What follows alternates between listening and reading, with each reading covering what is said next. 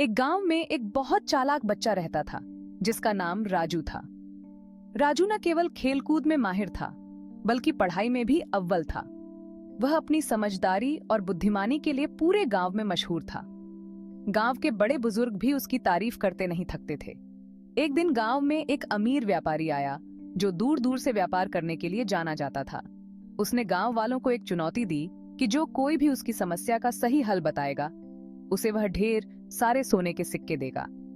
यह सुनकर गांव के सभी लोग बहुत उत्साहित हो गए और सोचने लगे कि कैसे इस चुनौती को पूरा किया जाए। व्यापारी ने गांव के सभी लोगों को इकट्ठा किया और कहा, मेरे पास एक बड़ा जहाज है जो समुद्र में डूब रहा है, लेकिन वह पानी में डूब नहीं रहा है।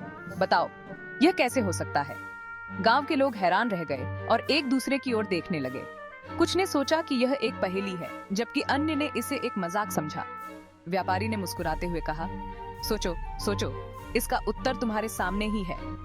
गांव के बुजुर्ग और बच्चे सभी इस चुनौती को हल करने में जुट गए। गांव के बड़े बड़े समझदार लोग भी इसका जवाब नहीं दे पाए। वे सभी सोच में डूबे हुए थे और समस्या का हल खोजने की कोशिश कर रहे थे। तभी राजू आगे आया और बोला, यह बहुत आसान है। आपका जहाज समुद्र के किनारे रेत में फंसा हुआ है, इसलिए वह डूब नहीं रहा है। बस आपको उसे खींचकर पानी में लाना होगा और फिर वह तैरने लगेगा। राजू की बात सुनकर सभी हैरान रह गए और उसकी समझदारी की तारीफ करने लगे।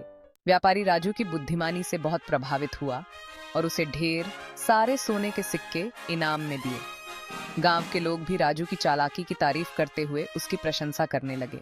इस कहानी से सीखने को मिलता है कि यदि हम शांत मन से सोचें और स्थिति को समझने की कोशिश करें तो हम बड़ी से बड़ी समस्याओं का हल निकाल सकते हैं।